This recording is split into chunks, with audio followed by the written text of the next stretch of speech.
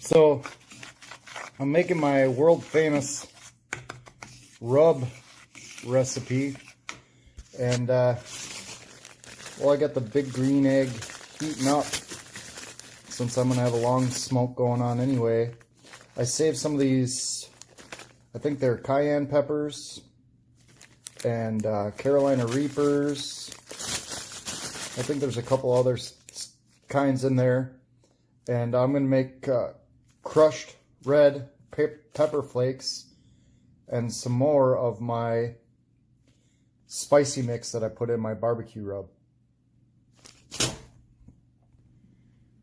That's last year's spicy mix.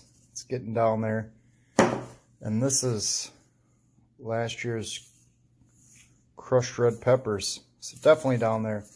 Way spicier than normal crushed red peppers, I will say that. So this is how I do it.